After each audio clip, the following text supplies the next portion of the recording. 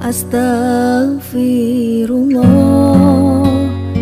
Assalamualaikum warahmatullahi wabarakatuh. Alhamdulillah wassalatu wassalamu ala rasulillah wa ala alihi wa sahbihi wa mawalah wa la hawla wa la quwata illa billahi wa ba'du. Alhamdulillah, segala puja dan puji hanya milik Allah subhanahu wa ta'ala. Salawat dan juga salam kita hadiahkan kepada Rasul kita Nabi besar Muhammad sallallahu alaihi wa ala alihi wasallam. Kita masuk pada bab Isra Mi'raj sudah kan kemarin. Kita masuk pada bab baiat Aqabah yang pertama.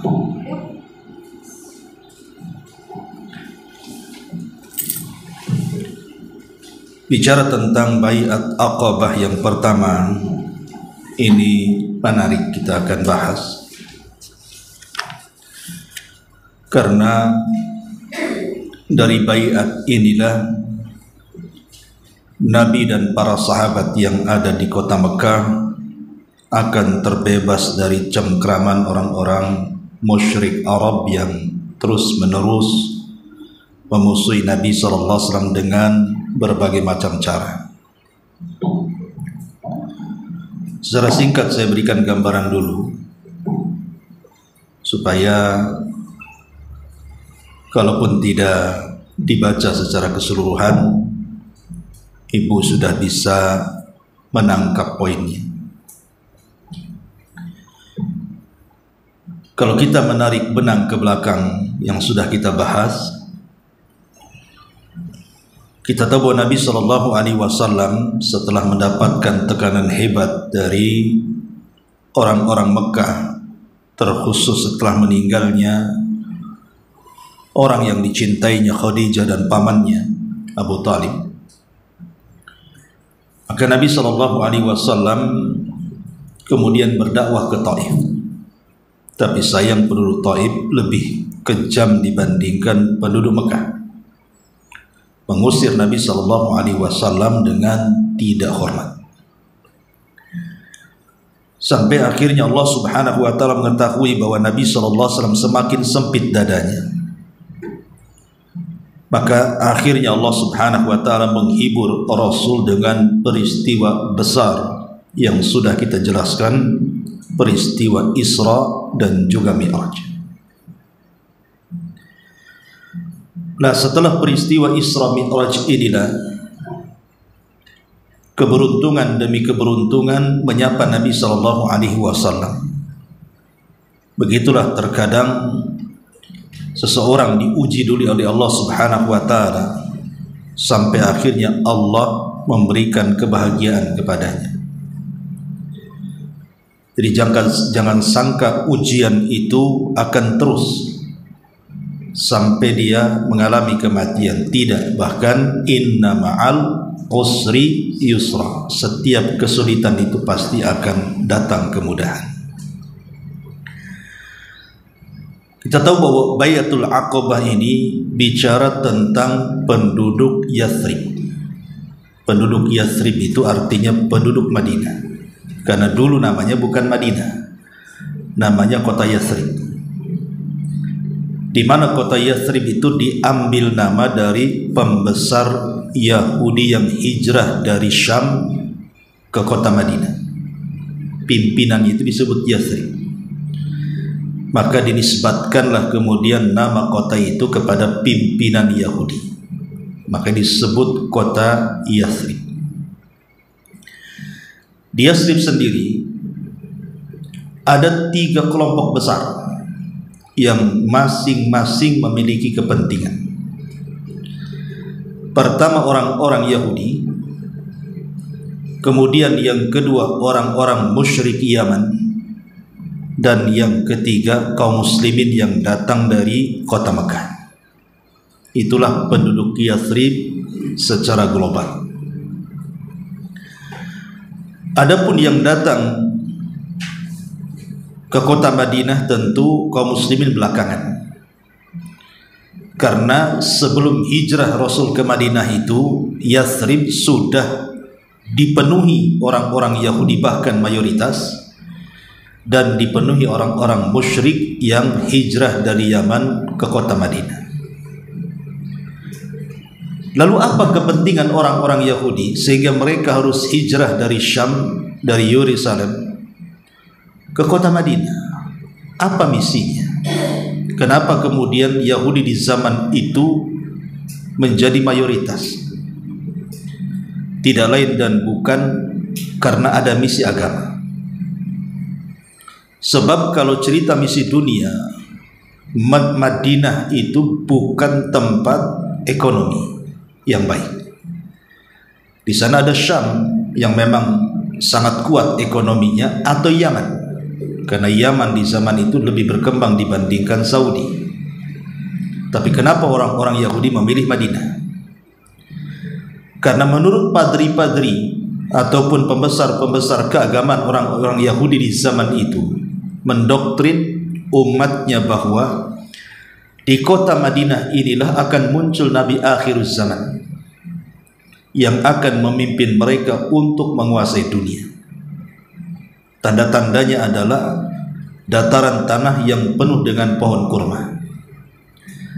Makanya berbondong-bondong setelah kekalahan Romawi dari Persia, orang-orang Yahudi banyak yang hijrah kemana-mana, tapi sebagian besar hijrahnya itu ke kota Yathrib. Bahkan di situ ada 3 kabilah besar dari 10 kabilah Yahudi yang bercokol di Madinah. Pertama Bani Quraidah, yang kedua Bani Qunaiqa, dan yang ketiga Bani Nadir. Itu 3 kabilah besar Yahudi yang bercokol di Yathrib. Jadi murni orang-orang Yahudi datang ke kota Madinah itu memang urusan agama, bukan urusan dunia.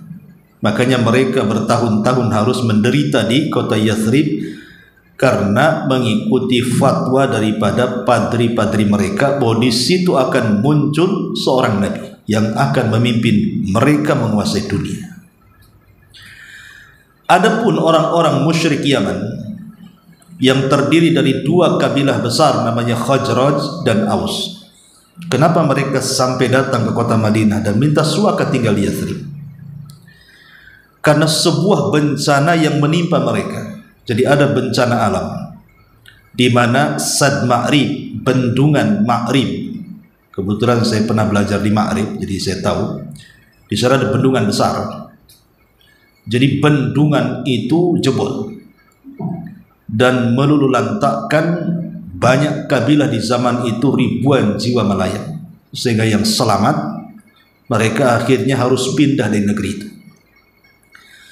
Dan kisah bendungan itu tidak lepas daripada kisah kerajaan Sabah yang Allah Subhanahu wa taala gambarkan dalam Al-Qur'an tentang kerajaan Sabah itu yang ada mengait dengan Raja Balqis.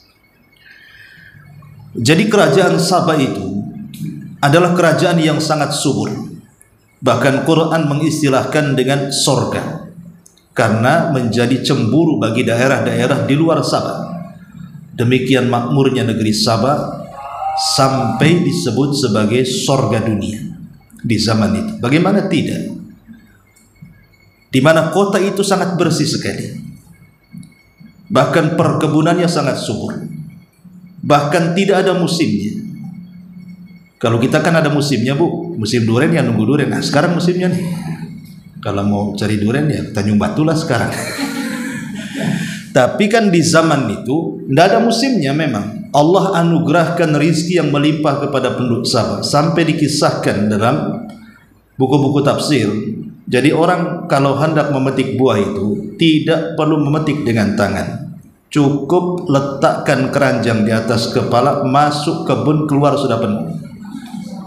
Saking nikmatnya. Bahkan kalau seandainya seorang wanita melakukan safar, ya sejauh berkilo-kilo pun tidak akan diganggu walaupun sendirian, saking amannya, dan tidak perlu bawa bekal karena tinggal metik buah-buahan dari kiri dan kanan saja. Dan siapapun yang punya penyakit masuk ke daerah Sabah ini keluar sudah sehat. Jadi memang subhanallah ya, kalau kita melihat ya gimana tidak surga gambarannya kerajaan Sabah ini. Cuman akhirnya karena mereka sudah keasikan dengan dunia, sudah melupakan ajaran-ajaran Nabi Sulaiman dan begitu seterusnya, akhirnya mereka kufur. Kekufuran itulah yang akhirnya Allah mengutus tikus-tikus sebesar kucing, tikus got bahasa kita ya, untuk masuk ke dalam jembatan. Jembatan di zaman itu bukan kayak kita pakai cor-coran. Mungkin kalau digigit tikus ya rontok giginya ya. Tapi di zaman itu kan bendungan pakai kayu. Sehingga tidak sadar dengan keasikan mereka, tidak pernah melihat bendungan, tidak pernah berusaha untuk merawat bendungan. Sehingga tikus-tikus setiap hari itu digrogotilah tuh kayu-kayu itu. Sampai ketika 1-2 kayu sudah keropos, jebollah akhirnya menjebolkan semua bangunan dari bendungan Sat Ma'rib itu. Nah, air yang sangat besar itu, karena memang bendungannya besar, Bu. Sekarang kan sudah pakai tembok ya. Waktu belajar di sebuah tempat namanya Beni Dobian, kebetulan samping markasnya itu ada namanya Sail Arim yang disebutkan dalam Quran itu Sungai Arim. Sungai Arim itu kalau kering itu jadi jalan, tapi kalau bendungan Ma'rib dibuka jadi sungai ya. Tetapi memang orang Baduy situ sudah tahu kalau ada kalau bendungan itu dibuka itu kan bagikan tsunami itu, tapi mereka sudah tahu. Belum ada pernah kejadian ada korban ke bawah banjir, karena mereka saling berteriak antara satu desa ke desa yang lain bahwa ada air dari bendungan besar sekali itu memang ya. Pokoknya kalau sempat ke bawah banjir nggak selamat lagi, saking besarnya itu air itu. Tapi kalau nanti bendungan itu ditutup, maka nanti setelah 2-3 hari nanti airnya surut, nanti akan membuat genangan-genangan itu, Bu. Itu ikannya banyak sekali.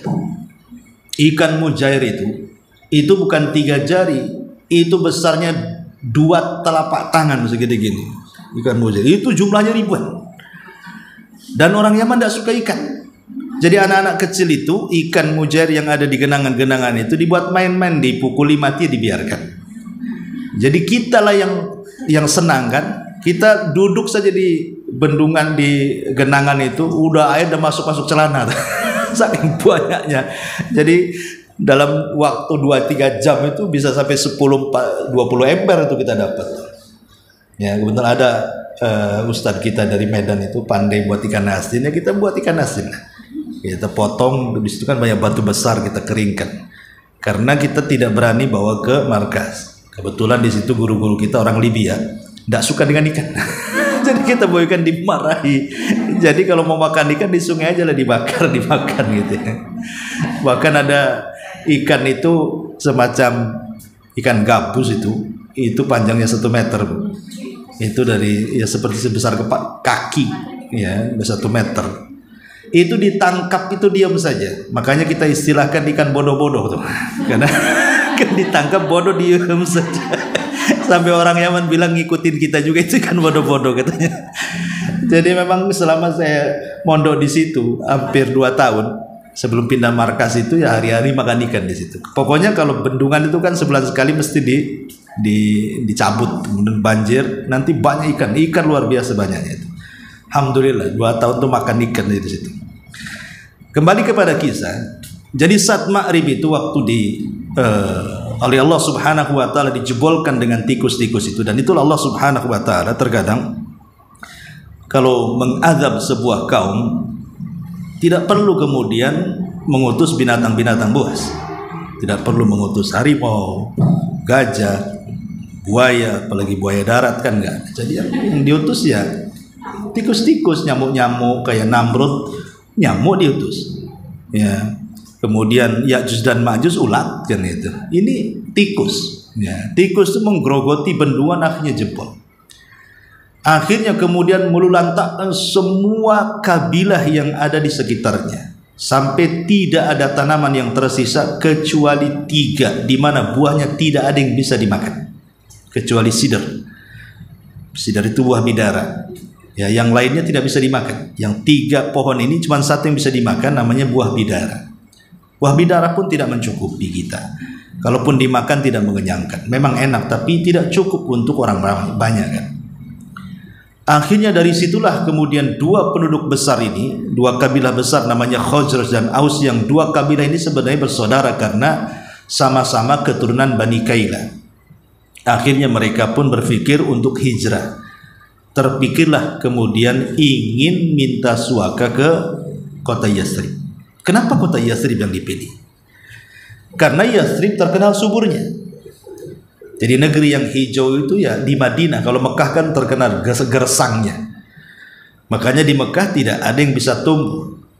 Kalau seandainya kita bawa potongan pohon ubi kayu dari sini ditanam di Mekah, yang langsung jadi kayu bakar kan, langsung dingin, langsung kering, nggak bisa apa-apa. Tapi kalau di Madinah masih mending karena di sana perkebunan masih ada, kebun kurma masih hijau lah, dan di zaman itu terkenal kurmanya. Jadi akhirnya Khazraj dan Aus ini ingin datang ke Madinah karena melihat kesuburannya, karena mereka terbiasa bercocok tanam di Madinah, tanahnya juga bisa bercocok tanam. Disitulah dua kabilah ini datang ke Yathrib, hijrah. Jadi tujuannya berbeda dengan Yahudi. Yahudi tujuannya misi agama. Kalau Khazraj dan Aus tujuannya misi dunia. Ya.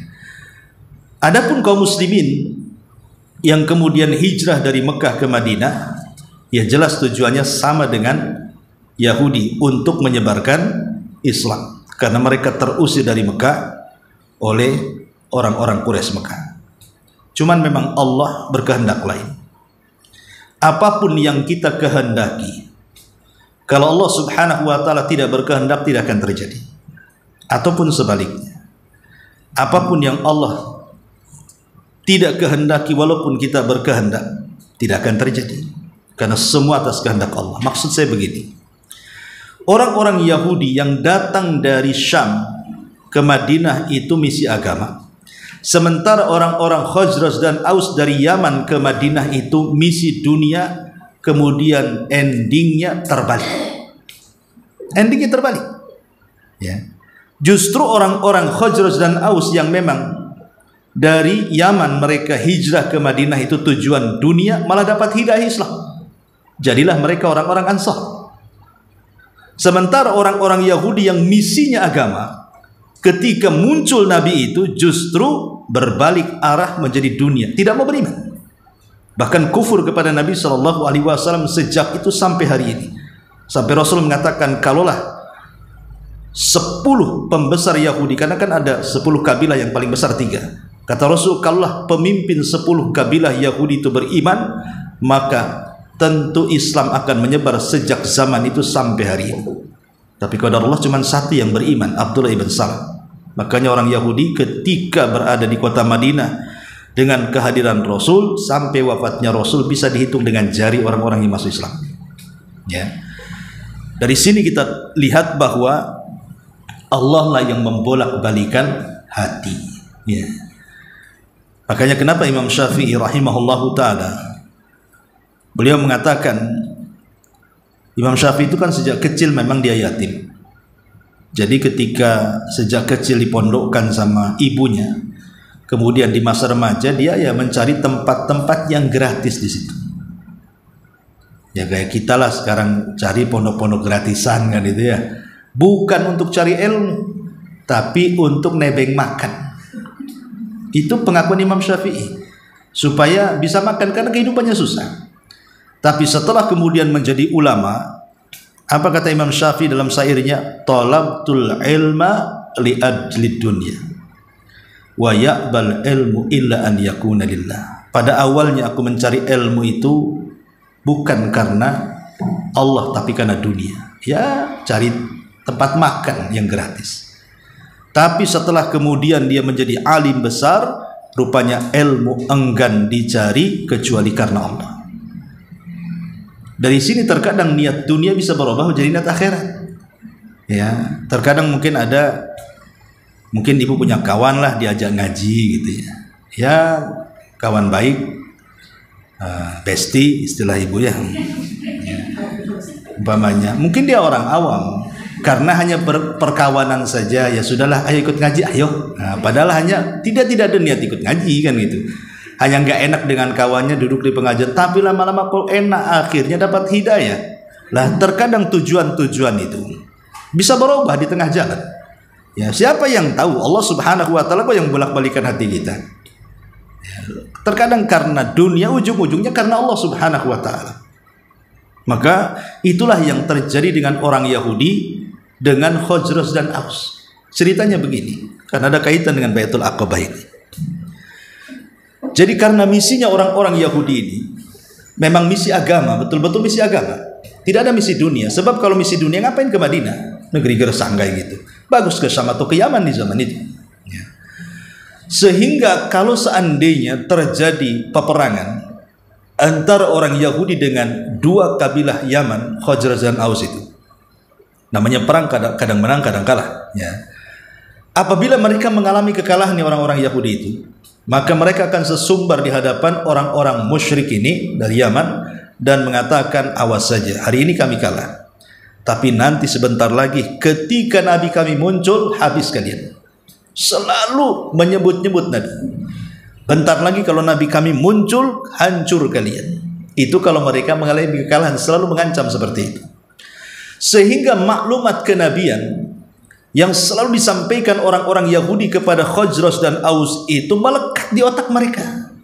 Karena orang-orang musyrik itu kan tidak punya kitab. Kalau Yahudi masih punya Taurat, Nasrani punya Injil. Jadi ada kabar nabi-nabi yang akan muncul setelahnya.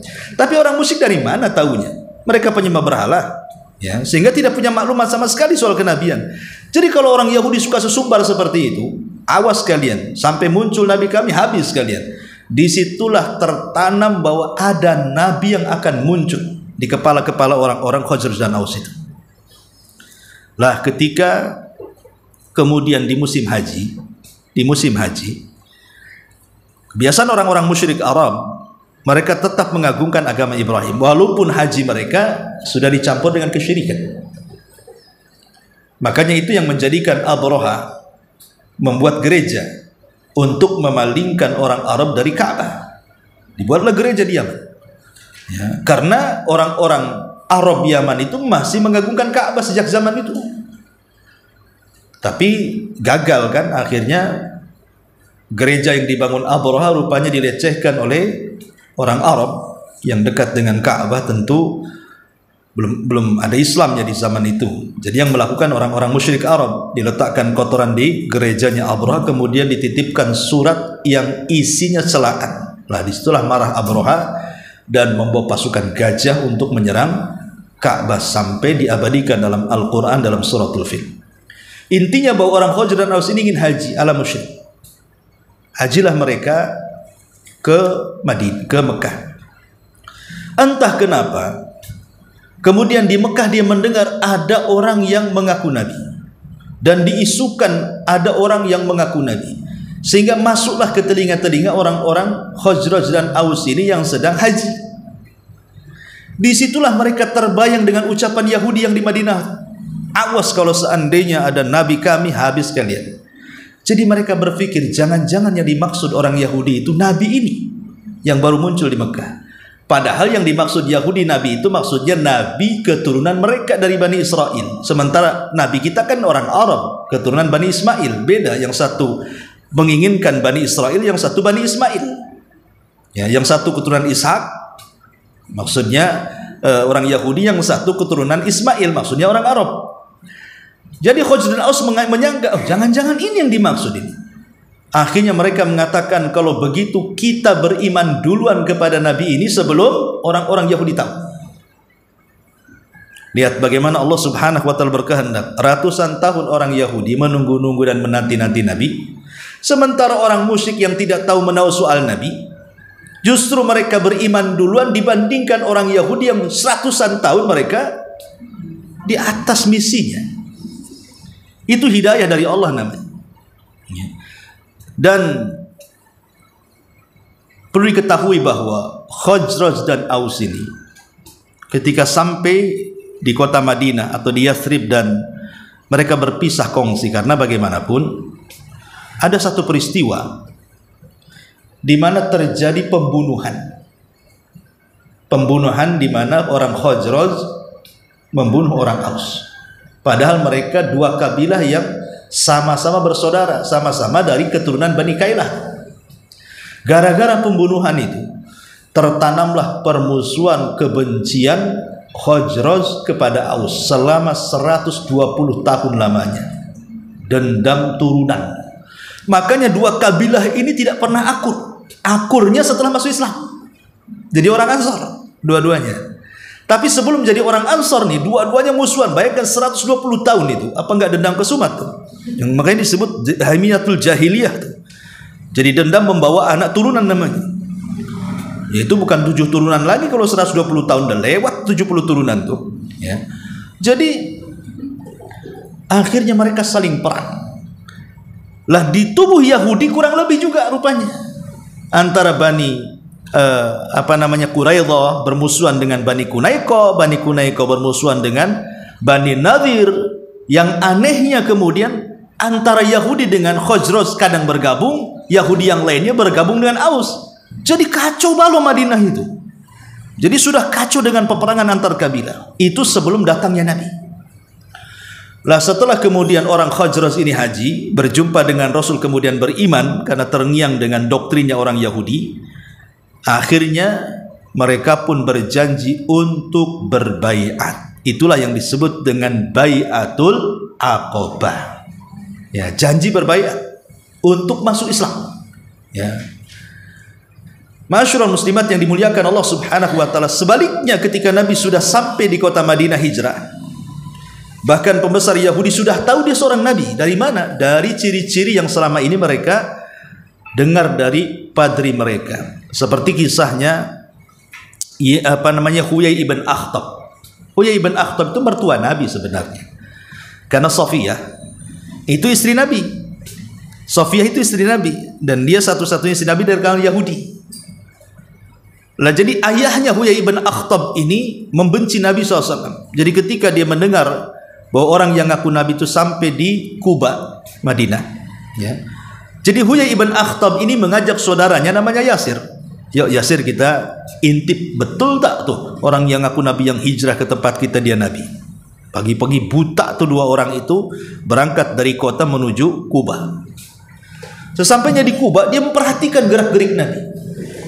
Mulai dari wajahnya, fisiknya, akhlaknya, ucapannya dan begitu seterusnya. Subhanallah, 100% cocok dengan yang dihabarkan oleh padri mereka bahwa dengan ciri-ciri itu dia Nabi.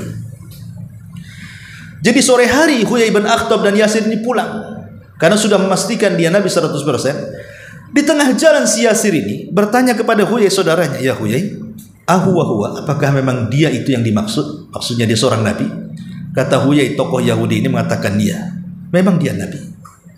Jadi Yasir mengatakan, kalau dia Nabi, kalau gitu kita ikuti dia lah kan gitu. Kalau memang jelas-jelas Nabi, sudah ratusan tahun kita menunggu. Sekarang Nabinya sudah ada. Kalau gitu ikuti dia. Apa kata Huyai bin Akhtab? Oh, tidak bisa. Selama nyawa di kandung badan, maka saya akan memusuhi dia sampai menjemput kematian. Sudah tahu kebenaran, tapi tetap saja ada i'tikad kejahatan. Itulah dekilnya orang-orang Yahudi. Makanya wajar kalau katakan summa qasat qulubuhum. Keras hatinya orang Yahudi itu. Sudah jelas kebenaran di depan mata, tidak juga ikut kebenaran. Makanya kalau ada orang yang dinasihati dengan kebenaran, dinasihati ini Qur'annya, ini sunnahnya, ini fatwa ulamanya, tetap ngeyel, Yahudi kamu ini. Itu ya orang Yahudi kayak gitu tuh. Akhlak Yahudi menolak kebenaran dan itu kesombongan masalahnya. Karena sombong itu kata Nabi SAW, safahul haq atau raddul haq wa ghamdun nas, menolak kebenaran dan meremehkan orang, dan itu cirinya orang Yahudi. Menolak kebenaran Rasul dan meremehkan Nabi SAW. Lah disebutkan di dalam buku yang kita bahas ini, rupanya nama-nama kan ada perbedaan Bu ya, antara nanti baiat itu ada dua. Sebelum hijrah Rasul itu baiat ada dua macam. Ada namanya baiat Aqabah pertama, ada baiat Aqabah yang kedua. Jadi baiat Aqabah ada dua. Ada yang pertama dan ada yang kedua. Apa bedanya? Ya. Pertama dari segi jumlah. Memang jumlah pada baiat Aqabah yang pertama cuma 7 orang saja. Tapi baiat yang kedua sekitar 70 orang kurang lebih. Ya. Kemudian yang kedua, baiat Aqabah yang pertama ini murni soal keimanan, keislaman. Mereka ingin masuk Islam. Tapi baiat yang kedua ini bicara soal hijrah. Soal hijrah, soal perlindungan kepada Nabi SAW dan penjagaan kepada Nabi. Ya. Kemudian juga perbedaan baiat Aqabah yang pertama dan kedua. Kalau baiat Aqabah pertama tidak ada orang musyrik yang menyaksikan. Tapi baiat Aqabah yang kedua ada orang musyrik yang menyaksikan. Paman Nabi namanya Abbas bin Abdul Muttalib sebelum masuk Islam. Jadi Abbas ikut serta dalam pembaiatan itu walaupun dia masuk Islam karena takut dengan keamanan Nabi. Karena dia pamannya. Bagaimanapun paman harus melindungi ponakannya kan itu. Mau dibawa ke Madinah nanti sampai sana dibunuh pula kan itu. Jadi Abbas minta menyaksikan baiat itu sebagai saksinya. Ya. Dan itu nanti kita akan jelaskan ketika kita bicara tentang dua baiat ini. Lah, orang-orang yang berbaiat kepada Nabi SAW itu disebutkan nama-namanya. Nah, di sini juga disebutkan nama-namanya kan. Nah, cuman di sini dijelaskan bahwa ada pembahasan-pembahasan sebelumnya telah kami singgung perihal 6 orang penduduk Yathrib yang telah janji kepada Rasul untuk menyampaikan risalah kepada beliau kepada kaum mereka. Dari hasil itu ternyata pada musim haji berikutnya yaitu tahun 12 kenabian, tepatnya di bulan Juli tahun 621 Masehi, datanglah 12 orang laki-laki, di antaranya ada 5 orang dari 6 orang yang pernah melakukan kontak dengan beliau pada musim yang lalu, sedangkan seseorang lagi yang tidak hadir kali ini adalah Jabir bin Abdullah bin Rib'ah dan pun 7 pemuka baru yang lainnya. Dan ini disebutkan orang-orang yang di sini. Pertama, ya, Mu'ad ibn Harith. Kedua, Dakwan ibn Abdul Qais. Yang ketiga, Ubadah ibn Samit. Yang keempat, Yazid ibn Tha'labah. Yang kelima, Al-Abbas bin Ubaid bin Nadlah. Kemudian yang keenam, Abu Al-Haytham bin At-Tayhian atau Tiham. Abu Haytham ibn Tihan ini ada kisah yang menarik. Jadi khusus sahabat yang keenam ini kita ingat ketika kita berbicara tentang surah At-Takatsur. At-Takatsur hatta zurtumul maqabir, sampai kepada yauma latus alunna yauma idzin anin naim. Nah, kalimat latus alunna yauma idzin anin naim ini turun ketika Nabi SAW berkunjung kepada sahabat yang keenam ini, Abu Haytham ibn Tihan ini. Jadi ketika itu Madinah pernah paceklik hebat, tidak turun hujan. Sementara kita tahu Madinah itu perkebunan, kalau tidak ada air kan mati nanti kebun-kebun kurma. Akhirnya karena paceklik cukup lama, kemudian juga persediaan makanan makin sedikit, sudah banyak kelaparan, binatang-binatang juga sudah banyak yang mati ketika itu. Jadi di puncak-puncak kelaparan itulah Nabi, Umar dan Abu Bakar keluar. Tiba-tiba Nabi keluar sendiri, Abu Bakar, Umar keluar sendiri. Di tengah jalan berjumpalah kemudian 3 manusia mulia ini. Jadi Nabi bertanya kepada Abu Bakar dan Umar itu, "Ma akhrajakuma? Kenapa kalian bisa keluar siang-siang bolong kayak gini?" Karena orang Arab tidak terbiasa keluar siang karena panas luar biasa kan itu. Kalau kita malah siang-siang cari kuliner. Jadi kalau zaman dulu siang-siang malah di rumah karena keluar panas gitu ya. Jadi mereka mengatakan, "Ju ya Rasulullah, lapar wahai Rasul," sambil membuka selendangnya, karena pakaian di zaman itu kan kayak pakaian ihram ya. Jadi kalau buka perut mudah gitu ya. Zaman sekarang buka perut pakai buka kancing. Kalau zaman dulu ya namanya kain ihram ya, tinggal digini aja kan. Rupanya ada batu yang diikat di perut. Itulah sistem orang dulu untuk menahan lapar. Jadi kalau lapar letak batu diikat. Kalau ingin ibu coba aja nggak apa-apa ya. Tapi saya yakin ibu tidak pernah lapar masalahnya. Sebab kalau lapar langsung Indomie biasanya atau mie gelas. Intinya bahwa begitu caranya. Rupanya keduanya bertanya kepada Rasul, "Wa ma akhrajaka ya Rasulullah?" Lalu apa yang menyebabkan kau keluar di siang-siang bolong ini wahai Rasul? Kata Rasul, "Ju ya Abu Bakar, sama aku juga lapar." Dibukanya kemudian baju Rasul, rupanya bukan satu batu, 2 batu lagi diletakkan sama Nabi. Artinya Nabi lebih lapar dibandingkan Abu Bakar dan Umar gitu. Jadi Nabi SAW mengajak sahabat Abu Bakar dan Umar ke rumah ini Abu Haytham bin Tihani. Kalau begitu ayo kita bergerak ke rumahnya Abu Haytham bin Tihan. Kebetulan berada di perbatasan kota Madinah. Jalan jauh Abu Bakar dan Umar dan Nabi SAW ke rumah Abu Haytham ini. Lah kebetulan memang dia dikenal dengan dermawannya. Orangnya suka ngasih-ngasih gitu ya. Suka sedekah.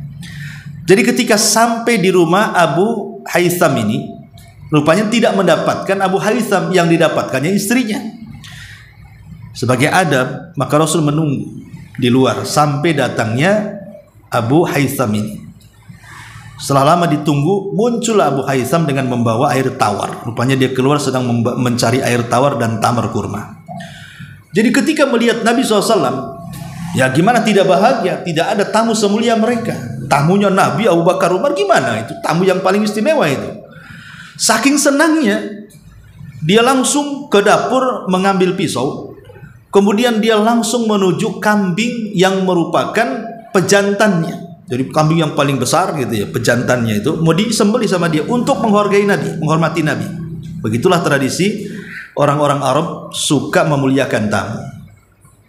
Walaupun tradisi ini sejak zaman jahiliyah sudah ada. Karena orang Arab itu sejak zaman jahiliyah memang terkenal suka menghormati tamu mereka.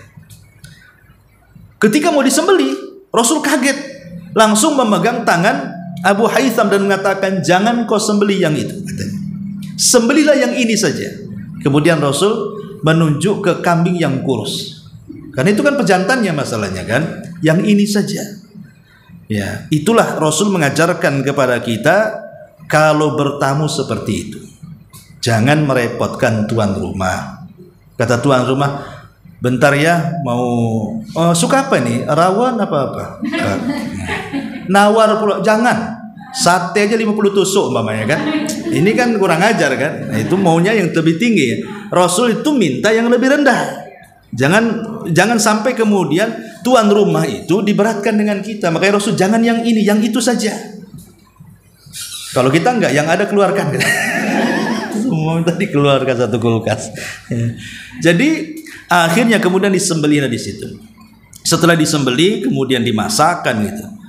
Kemudian dihidangkan. Tinggal makan saja. Kata Abu Haytham, makanlah wahai Rasul, wahai Abu Bakar, makan. Tapi subhanallah, tiba-tiba Rasul memandang makanan itu dengan asap yang mengepul dari daging itu. Rasul menangis. Ya. Tanpa tahu sebabnya kenapa Rasul menangis. Lah Abu Bakar Siddiq radhiyallahu anhu ini orang yang paling mencontoh Nabi. Abu Bakar ini tidak akan bertanya kenapa Rasul menangis. Pokoknya Rasul menangis, ikut menangis. Rasul tertawa, ikut tertawa. Itulah Abu Bakar itu. Dia ikut aja apa yang dilakukan Rasul. Itu ciri khasnya Abu Bakar.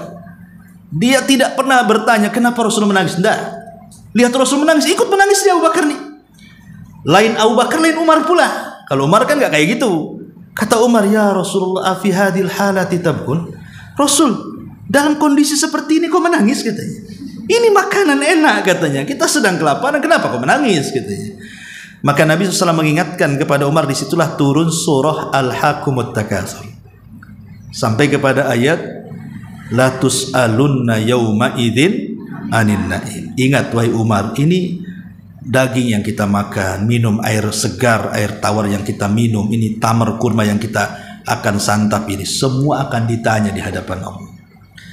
Sehingga sebagian ulama tafsir mengatakan yang dimaksud nikmat-nikmat yang akan ditanya oleh Allah itu adalah nikmat yang berkaitan dengan makanan.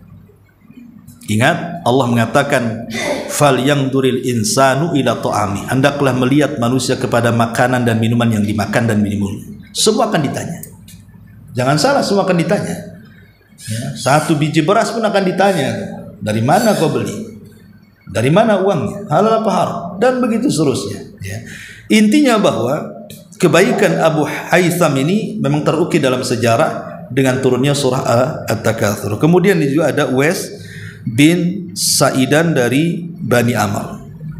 Lah dalam baiat ini dijelaskan di sini di dalam Sahih Bukhari dari seorang sahabat namanya Ubadah ibn Samit. Inilah isi baiatnya. Jadi isi baiatnya tercantum dalam hadis Ubadah bin Samit yang dikeluarkan Imam Bukhari. Apa kata Ubadah bin Samit? Ya. Nabi SAW bersabda, kemarilah berbaiat kepadaku. Baya'uni, baiatlah aku, kata Rasul. Untuk yang pertama, untuk tidak menyekutukan Allah dengan satu apapun. Dari sini kita tahu poin baiat yang pertama, bahwa tauhid adalah prioritas dakwah para nabi. Karena yang pertama Rasul meminta, kalau kalian sudah membaiat aku, maka jangan melakukan kesyirikan.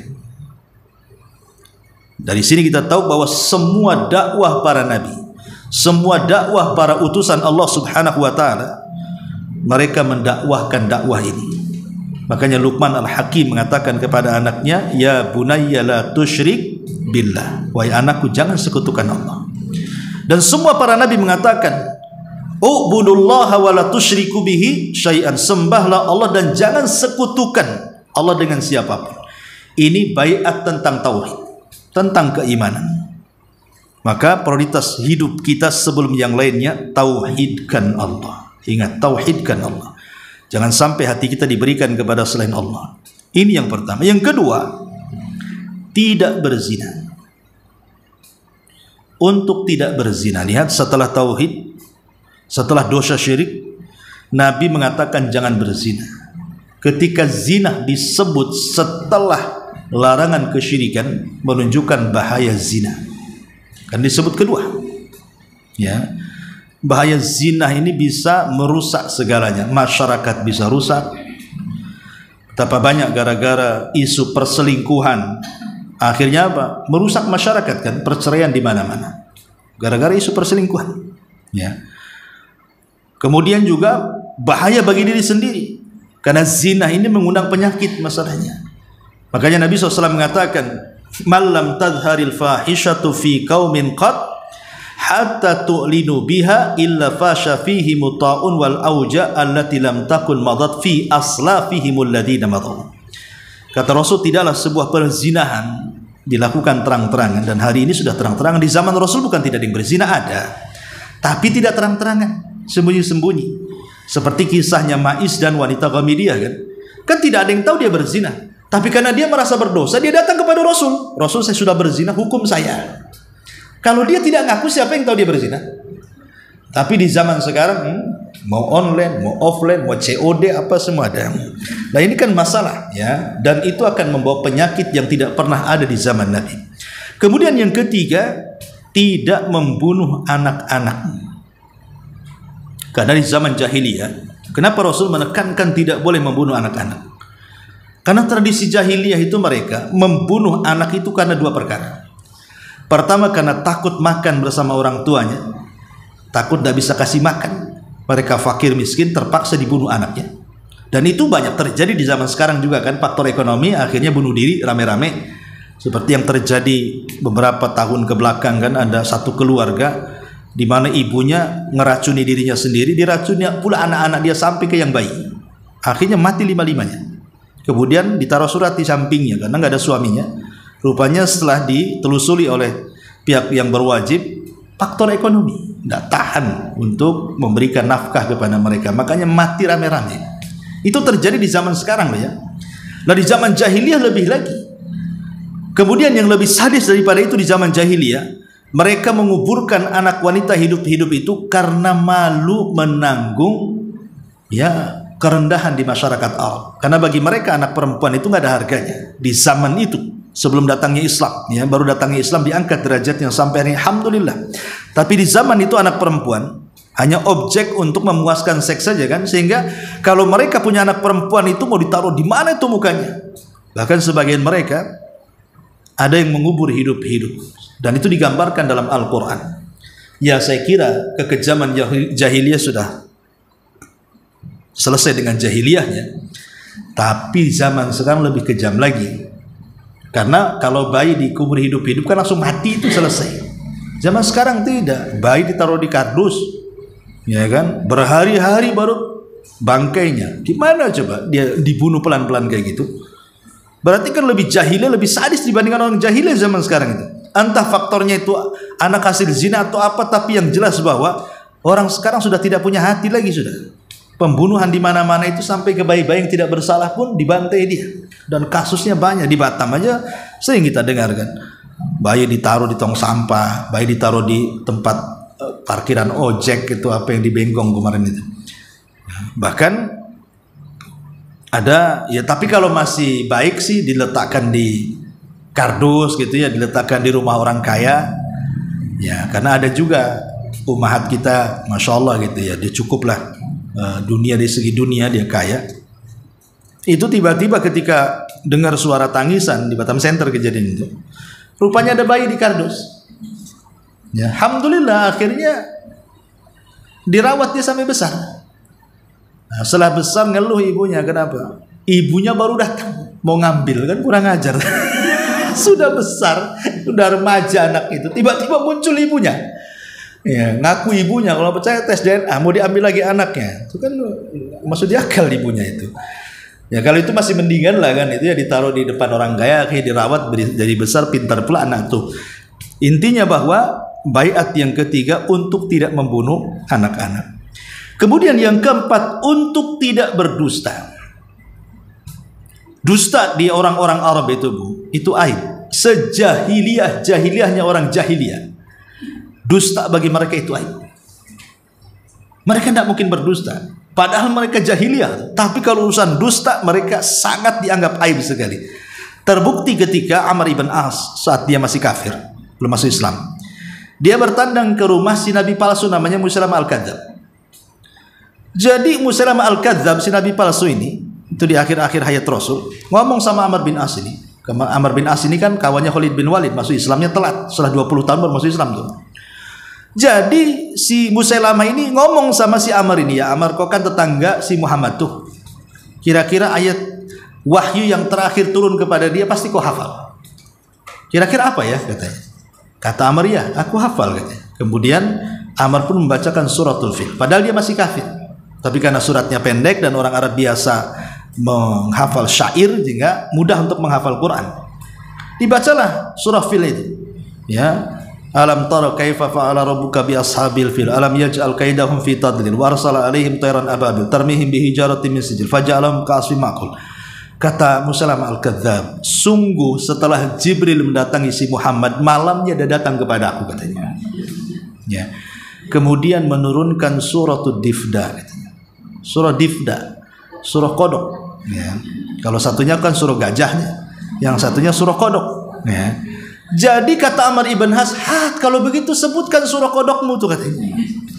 Kemudian dia menyebutkan, ya Difda binta Difda aini niki mata niki fa inna asfaluki filma wa a'laki fitin katanya. Kodok putra dari ibu bapak kodok, mengodoklah engkau katanya. Paling tinggi kau hidup di tanah, paling rendah kau hidup di air katanya. Nah itulah surah kodok katanya. Jadi Amr ibn As ini emosi dia, ya, karena dusta itu bagi orang jahiliyah tetap dianggap aib. Dia mengatakan, wallahi innaka lakadzib, demi Allah engkau ini pendusta wahai Musailamah. Padahal sama-sama musyrik, sama-sama kafir. Yang namanya sama-sama kafir kan harus saling membela kan begitu. Enggak juga, kalau dusta ya dusta. Itulah orang kafir itu. Nampak saja mereka bersatu. Tahsabuhum jami'an wa qulubuhum syatta. Nampak kau lihat mereka bersatu, hakikatnya mereka berpecah belah itu. Lah kalau sekelas Amr bin As yang kafir menganggap berdusta Musailamah al-Kadzab, menunjukkan bahwa dusta itu aib menurut orang-orang Arab di zaman jahiliyah kan. Kalau kita subhanallah pada sudah keluar dari jahiliyah, dusta jadi kebiasaan. Terutama orang pinjam uang. Ya, itu suka dusta. Makanya Rasul mengatakan, banyak-banyaklah berdoa dalam salat itu, Allahumma inni a'udzubika minal ma'tsam wal maghram. Setelah kita membaca 4 perlindungan sebelum salam, bacalah doa itu. Allahumma inni a'udzubika minal ma'tsam wal maghram. Ya Allah, aku berlindung dari kamu dari perbuatan dosa dan dari hutang. Istri Nabi Aisyah radhiyallahu anha atau Ummu Salamah radhiyallahu anha mengatakan, ya Rasulullah, aku dengar engkau selalu membaca doa itu, apa kau punya hutang? Kata Rasul, tidak, aku tidak punya hutang. Tetapi Ummu Salamah, Orang itu kalau berhutang pasti satu, idza haddatsa kadzab wa idza wa'ada akhlaf. Kalau dia ngomong pasti dusta. Kalau dia berjanji pasti khianat. Itulah orang berhutang. Ya, orang berhutang ini dua aja tuh. Kalau ngomong pasti dusta. Kalau janji pasti khianat. Kecuali orang yang amanah. Kalau yang amanah ya waktunya bayar ya bayar kan itu. Tapi kalau yang tidak amanah pasti dua itu terkena. Ya, kapan mau bayar? Minggu depan. Minggu depannya datang belum ada uang, kan dusta tuh. Ya. Kapan mau bayar? Minggu depan. Itu kan janji namanya. Setelah minggu depan kok tadi bayar? Itu namanya khianat. Makanya orang yang berhutang ini kalau dia tidak amanah persis seperti yang disabdakan Rasul. Karena kalau bicara dia dusta, kalau dia janji pasti khianat. Itulah kenapa sebabnya aku mengulang-ulang dua ini, kata Nabi. Ya. Intinya bahwa yang kelima di antara isi baiatnya, jangan berdusta. Yang kamu buat antara tangan dan kakimu. Dan yang keenam, tidak durhaka terhadapku. Maksudnya jangan sampai kemudian menyelisihi sunnah Nabi. Jangan durhaka kepadaku dalam hal yang ma'ruf, dalam hal kebaikan. Siapa saja di antara kamu yang menepati, maka Allah lah yang akan mengganjar pahalanya.